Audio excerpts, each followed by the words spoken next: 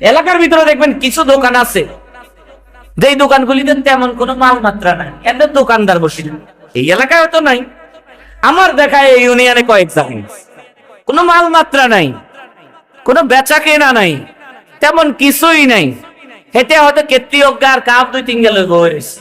আপনি বলেন কেতলি একটা আর কাপ দুইটা দিয়ে দিয়ে তার কি সংসার চলে? তাহলে সে 24 ঘন্টা এটা বসে থাকে, তার সংসারও চলে, সবকিছু চলে, ডিম্পি সব ভালো চলতেছে।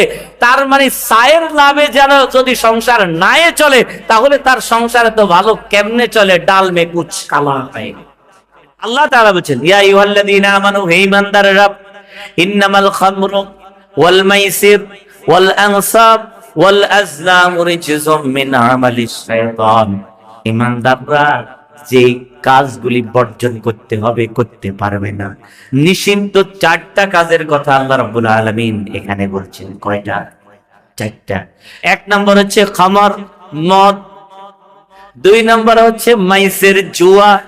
3 নম্বর হচ্ছে আজলাম, আনসাব, দেবদেবী। 4 নম্বর হচ্ছে আজলাম, লটারি বা ভাগ্য নির্দেশক দেব। এই 4টা ঈমানদারের জন্য হারাম। আল্লাহ রাব্বুল আলামিন আমাকে আপনাকে বলেছেন কুলু ওয়াশরাবু, খাও পান করো। কিন্তু এটা বলে কি জমিনে যা আছে আপনি তাই খেতে পারবেন? কখনো নয়। কারণ যা সামনে পায় তা যে খায় তার নাম ছাগল। যা মুখে আসে তাই বলে দেয় এটা হইছে পাগল, আর যা সামনে আসে তাই খায় এটার নাম হইছে ছাগল। ঈমানদার তো ওই যে অবলা ছাগলের মতো প্রাণী নয়, তার জন্য নিয়ম কানুন আছে, তার জন্য বিধিবিধান আছে। আল্লাহ তাআলা বলেছেন ইন্নামাল খামরু, নিশ্চয় মদ, নিশ্চয় মদ আমাদের যুব সমাজকে নষ্ট করার যে মূল কারণগুলি, তার মধ্যে অন্যতম প্রধান দায়ী হচ্ছে মদ। কি বল ঠিক না?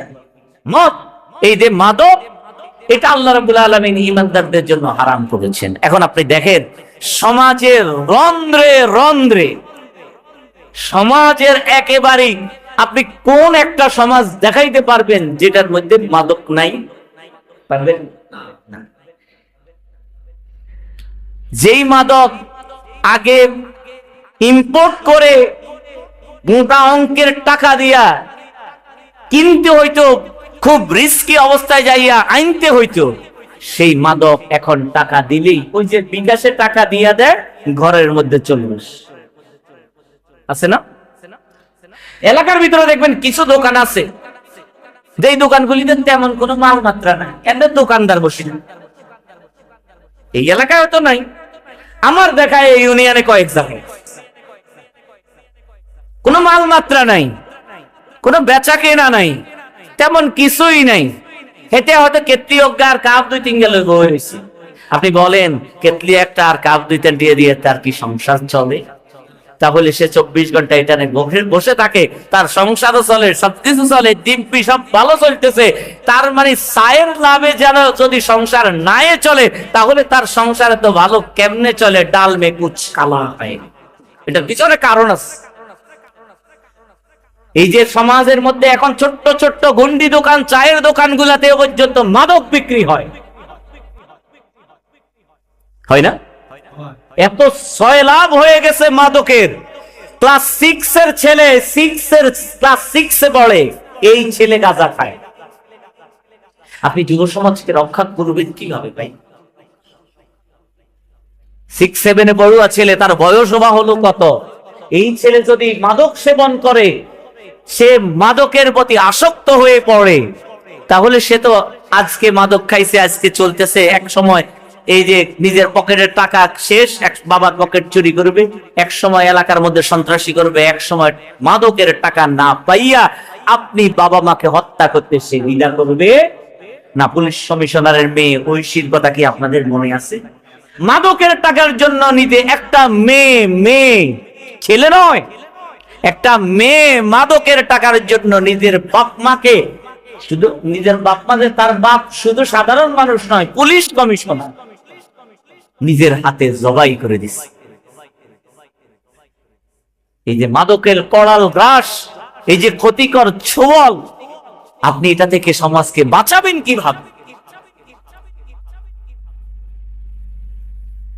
আমাদের দেশে মাদক উৎপাদন হয়, কোন কোন জায়গায় হয়তো গাঁজার গাছ আছে, কিন্তু ইয়াবা, হেরোইন, কোকেন, ফেন্সিডিল সহ যে নাম করা মাদক দ্রব্যগুলি, এই মাদক দ্রব্যগুলি বাইরে থেকে আসে। এবং এই মাদকের সবচাইতে বড় বাজার হচ্ছে বাংলাদেশের জন্য ভারত। সবচাইতে বড় বাজার ভারত। এই ভারত আমাদের জন্য কোন একটা দিকে লাভবান, আমাদের জন্য কোন একটা দিকে তারা আমাদের জন্য ভালো, আপনি একটা দিক দেখাইতে পারবেন না। এই ভারত আমাদের জন্য সর্বদিকে ক্ষতিকর, ঠিক না? সব দিকে ক্ষতিকর। ধর্মীয় দিক বলেন, অর্থনৈতিক দিক বলেন, কোন দিক আপনি দেখাবেন, সব দিক থেকে এই ভারত আমাদের ক্ষতি ছাড়া উপকার করতে পারেনি। এই ভারত থেকে ইয়াবার চালান আসে, ফেন্সিডিলের চালান আসে।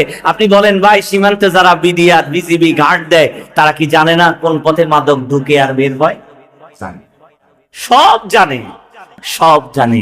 কিন্তু যদি সব ধরাইয়া দেওয়া হয়, সব জানাইয়া দেওয়া হয়, আমারও তো ব্যবসা চলবে। এই যে এখন নির্বাচন আসছে, সব সরকার 80 ঘোষণা দেয়। আওয়ামী লীগের সরকার বলেন, বিএনপির সরকার বলেন, জাতীয় পার্টির সরকার বলেন, সব সরকারের ঘোষণা একটা, মাদকের ব্যাপারে আমাদের জিরো টলারেন্স। বলে না? বলে বলে বলে না? সবাই বলে মাদকের ব্যাপারে আমাদের জিরো টলারেন্স।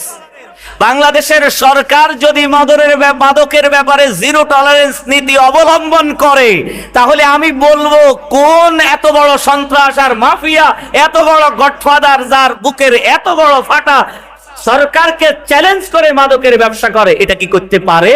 পারে না।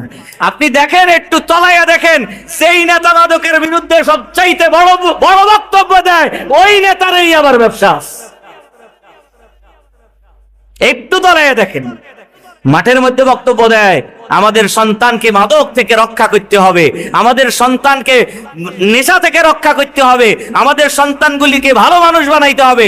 দেখা যায় ওই নেতারই তলে তলে মাদকের ব্যবসা আছে।